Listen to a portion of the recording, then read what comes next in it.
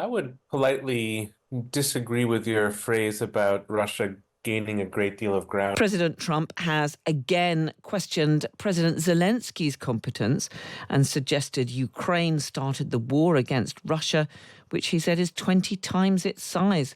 It comes the day after 35 people, including 2 children, were killed by 2 Russian missiles that struck the northeastern city of Sumy as Ukrainians gathered to celebrate Palm Sunday.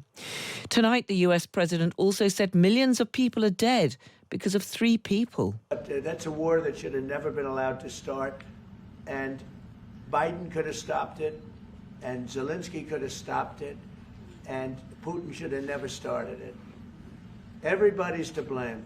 Well, Dr Michael Kimmage is a former advisor on Ukraine and Russia to the US State Department. Good evening to you, Michael.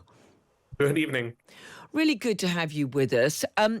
What do you make of those comments there from President Trump, where he appeared to be blaming President Zelensky as much as President Trump? Well, they're not that much of a departure from things that have been said in the past by President Trump, who holds no great affection for Ukraine and who almost never says a critical word about Vladimir Putin. So that's consistent with a past record of statements. On the one hand, it's just a series of factual inaccuracies, including the proportional difference between Russia and Ukraine. Ukraine's population is roughly 40 million. Russia's population is about 140 million, so it's certainly not 20 times larger. But behind that is a kind of strategy on the part of the Trump administration to put itself in the neutral middle of this conflict, not on either side. And that's, if there is a kind of deeper diplomatic logic to these comments, that's what it is. And of course, President Trump famously said he was going to solve the war in Ukraine, bring it to an end in 24 hours. He then, I think, extended that once he got into power. But we saw that flurry of diplomatic talks about trying to achieve a ceasefire. Ukraine signed up to a ceasefire. President Putin appeared to indicate he might be prepared to have some sort of partial ceasefire in terms of attacks on energy infrastructure. But all of that seems to have really just got stuck or got headed into the ground. Right, that's very true. It is the case in a factual sense that the Trump administration has not yet presented a coherent agenda for how to end the war.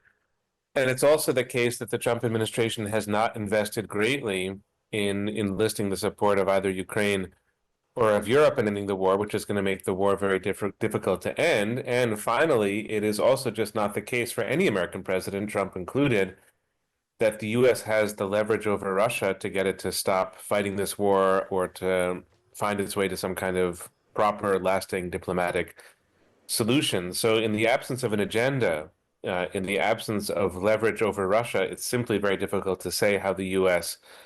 can do anything at all to end this war. And that, in a way, is reflected in the reality on the ground, which is that the war is as vigorously ongoing now as it was 4 months ago or 1 year ago. No big change on the ground. The diplomatic flurry, as you refer to it, is certainly present and ongoing, but without a great deal of traction where it matters.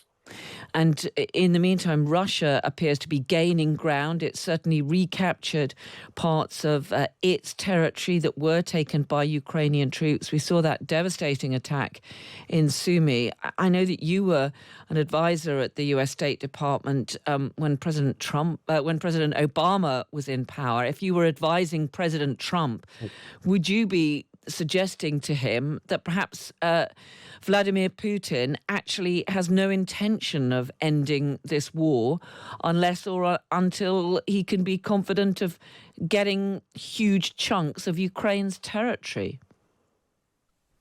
Well, I would politely disagree with your phrase about Russia gaining a great deal of ground or having momentum. It is true, as you mentioned, that in the Kursk region of Russia, that was, under Ukrainian control for the last 9-10 months, and Russia has taken that back recently. But on the battlefields in Ukraine, although there are incremental gains that Russia is making, they're very, very small. And so in some ways, the Russian war effort has not quite ground to a halt, but has been halted by the Ukrainian military, which is an important circumstance. In no sense, as President Trump sometimes suggests, is Ukraine on its knees or on the verge of collapse or on the verge of defeat. And with the second part of your question, I think I basically agree. I don't think any of us knows what's in Vladimir Putin's mind. It's perfectly legitimate for a new president to have talks and to use diplomacy and negotiation to figure out where things stand and to explore whether there are alternatives to the status quo. That's, President Trump's right.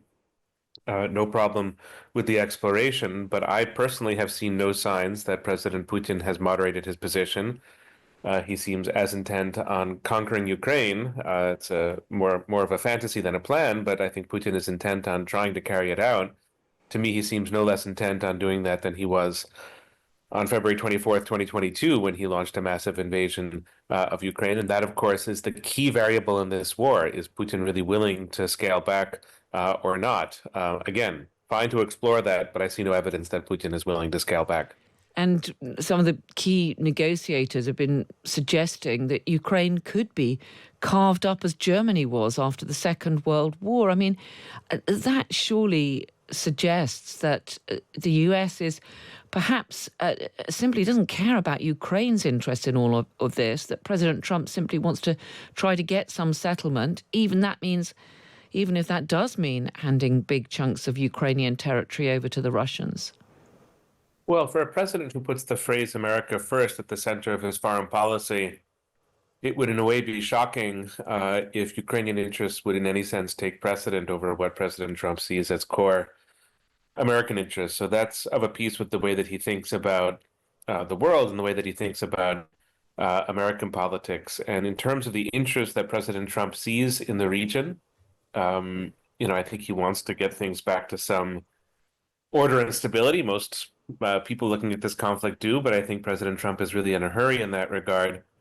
And what Trump seems especially eager to do, President Trump seems especially eager to do, is to normalize relations with Russia, which he believes to be in the U.S. interest for economic reasons in part, for dealing with Iran, and of course for the larger conflict that's brewing with China. And so all of that puts Ukraine and perhaps even Europe at large in a secondary position for President Trump. So will he accept a kind of incomplete solution or a hastily done solution or one that kind of sweeps the conflict under the carpet so that he can move on to other issues? I think the answer to that is an emphatic yes. But most European leaders, and most probably importantly, the incoming leader of Germany, Friedrich Merz, look at the war very differently and are much more invested in some form of Ukrainian victory. So President Trump has his position. I don't think it's that difficult to describe. It's very much at odds with the mainstream European position. And that's going to make it very difficult, I think, for President Trump to impose his will on Ukraine. Dr. Michael Kimmage, former advisor at the US State Department. Great to speak to you. Thank you so much for joining us.